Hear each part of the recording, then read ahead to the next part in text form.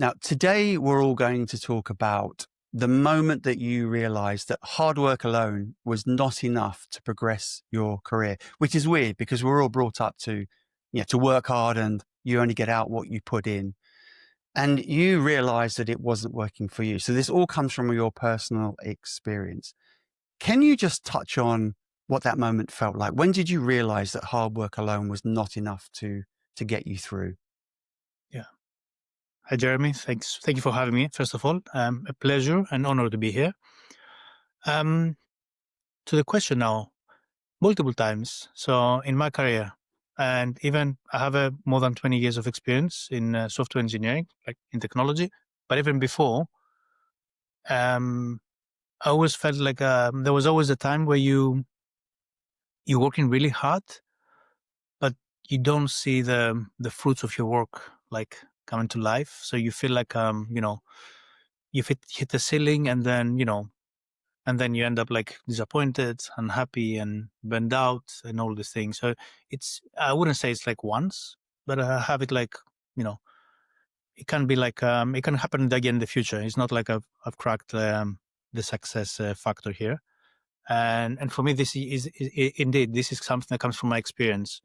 um there are times in the past that you know I was working really really hard, like even when I was studying in university, and it wasn't necessarily the effort wasn't necessarily providing the you know the outcome that I wanted as well. So it makes you think like, what can you do differently? What I'm not doing that I should be doing? Um, you know, and this is the combined experience that I have over the I don't know, I'm not gonna say my age, but over the last few decades. And yeah, Cool.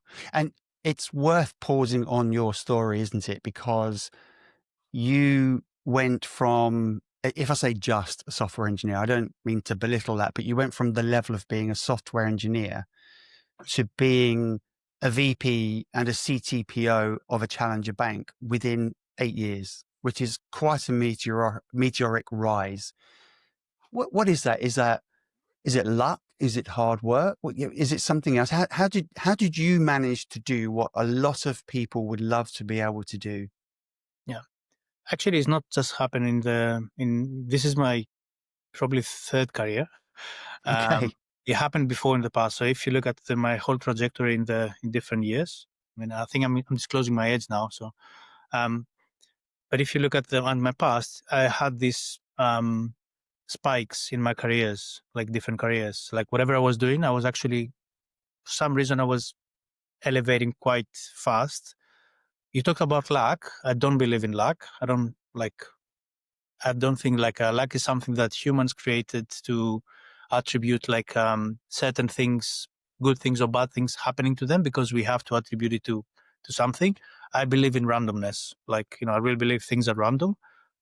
Random things happen to us, and coincidence as well. Like sometimes there's a coincidence being at the right place at the right time. Do we want to call it luck? Sure, but But but you still need to take advantage of that, don't you? You know, you're right. There'll be a certain set of circumstances or some things that will happen, and you've got to be aware of that, and you've got to be able to take advantage of it so that you yeah. do get that lift that you've clearly had.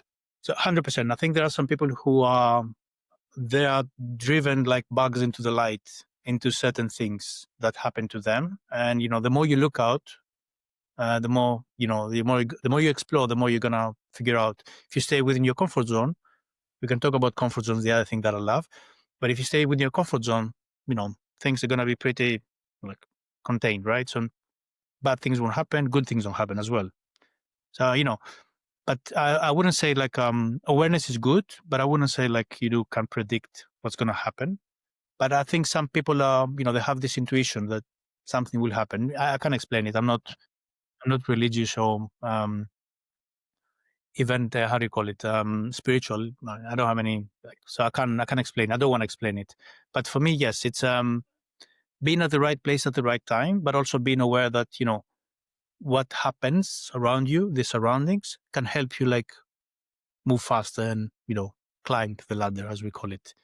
Yeah. Um, So the whole purpose of this Build Your Edge podcast, and particularly this show, is that people can listen to someone like you who's been there and done it. And you've clearly had success, as you've mentioned multiple times, quite strong success. And then they can take away from that your learnings and apply it to themselves. So before we get into any of the detail, who do you think should listen to this show? Who are you talking to today? So if I was reflecting on myself, because this is coming from within, right? I would probably say like people, ambitious people, um, high achievers probably that they want to achieve a lot. People with imposter syndrome as well, because these are the people probably high achievers and imposter syndrome. They correlate. There's a correlation. I would say people who want to do more things. I wouldn't say impatient because I don't like impatience. I like being patient, and that's what I teach my son as well. But I would say people who want to move, but they want to do it in a methodical and with intent. And again, you talked about me being successful. I don't see myself, for example, as super successful. I see myself as another, average person. I had some successes, but there's a lot of pain and failures that went before the successes, right? Um, so you shouldn't listen to me. You should listen to what I'm saying and filter it out, right? If you are somebody who's stuck, who really loves working and working hard, but you don't see like you feel like there's something is blocking you, maybe you can get some help from what I'm saying. Because I've been there. This is what I was. I was, Yeah. somebody who was blocked multiple times, and I had to unblock myself, or by myself, or with the help of others, because I also have mentors who help me, and also like a list in the document, books. And this is by the way, not the only books. Like I read a lot, so this is not the only books. Yeah. So I get Yeah. like a lot of influence from outside. Yeah. Um, Which we all do, I think. I mean, you have to, no man's an island yeah. and whatever. And by the way, this is not for software engineers or developers or anything. This is for everyone because, like I said, these apply everywhere. Yeah. It's not just for technology. It applies everywhere. It applied when I was, working at in my previous career. I'm not going to say what, like, which was completely different. It applies now to when I'm a technology leader as well. Yeah. We often say that on this show, actually, although naturally our audience tends to be engineering and product focused because that's our circle, really nothing that we talk about is engineering. We haven't mentioned databases or AI No, no, at no. all. It's about I'm thinking too as progression. well. The only Yeah. technical term that I think that I mentioned is system, which is not technical term, but it's Yeah, exactly. Exactly. So through your document and in our conversations, you talk about this concept of the effort ceiling.